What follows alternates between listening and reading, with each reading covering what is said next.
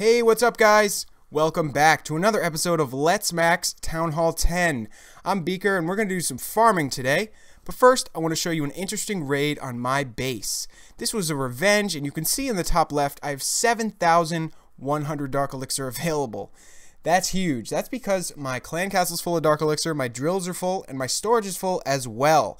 I don't need Dark Elixir, so I don't spend it except on troops, and it adds up pretty easily. This is a revenge. I don't remember what I did to this guy. I probably just barched him. I'm usually using barch. And he's just one of those try-hard guys that goes through his defense log and clicks revenge on everyone, or checks out their base at least. He saw I had a lot of Dark Elixir and mounted up with a pretty strange army. He's got 20 hogs here, which is not a good idea. That's going to be 1,300 Dark Elixir. It's going to eat into his profit quite a bit. I wouldn't recommend using Dark Elixir to get Dark Elixir, but that's just common sense. I'm pretty sure you guys know that.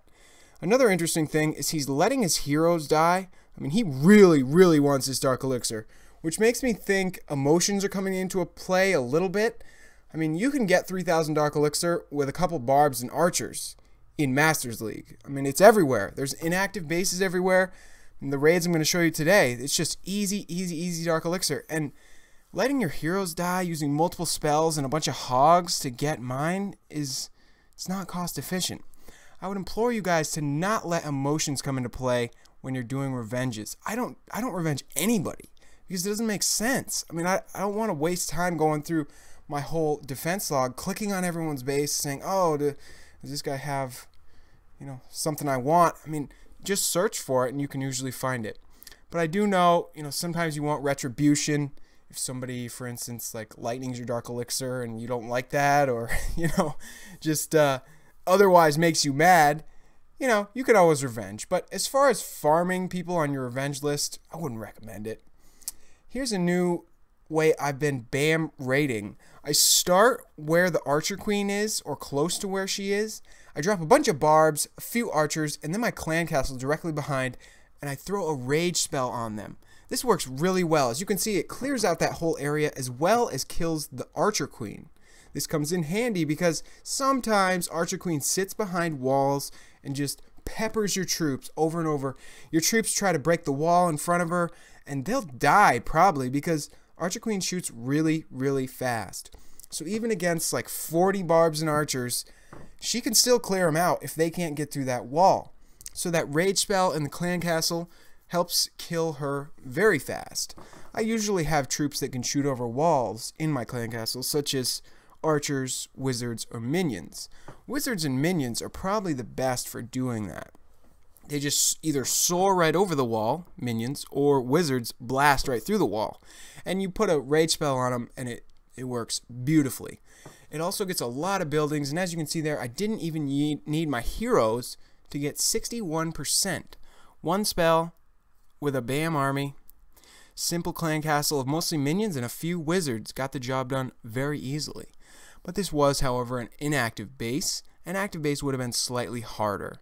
But still, the same principle applies. Ideally, when you're doing that initial rush with the barbs and your clan castle and a rage spell, you will probably lure out the enemy clan castle at that point. I'll show some instances of that probably in the next video. I don't know if I have any now.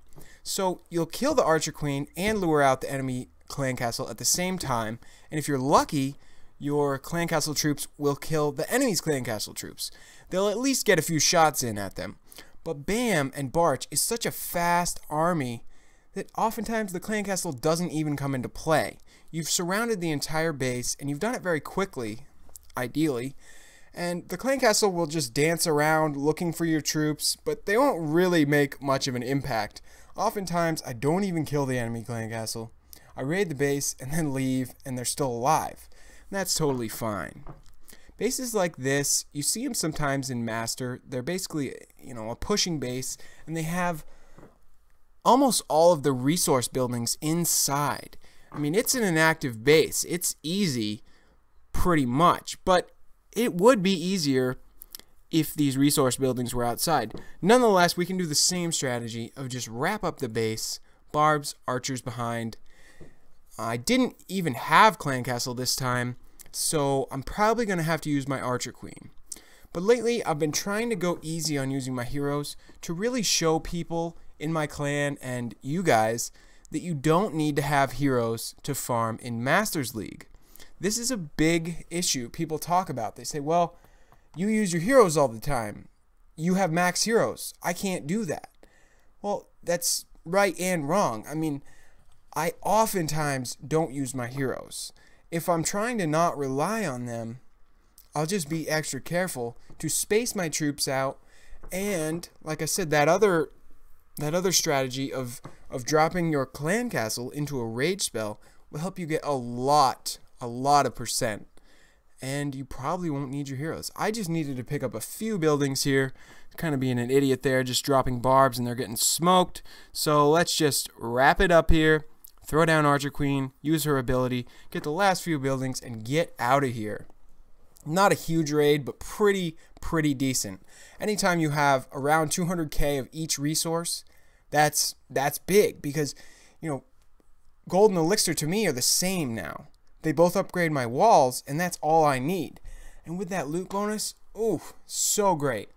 100,000 in Master 3 right now, so that's 600,000 total resources, and that's pretty awesome. So here's my base, guys. I have showed you guys this before recently, but I did a few tweaks to those corner compartments. Check that out if you are using this base, and if you like these changes, go ahead and use them. I will continue to modify this base, as that's what I do every day. I change stuff around. Here you can see I now have everything maxed in the lab. So stoked on that, man. Look, there's no upgrade sign above it. That's how you know. And that's a huge badge of honor when that thing doesn't say upgrade anymore. Now I just got to work on these walls. I'm well over halfway through, and I'm just cruising along. I mean, now that, let's see, I have 138 done, 112 left. I'm going to be at 100 soon, 100 to go soon. So thanks, guys, for watching. I really appreciate it. Comment, like, and subscribe if you haven't already for more great content, and I will see you guys next time. Peace.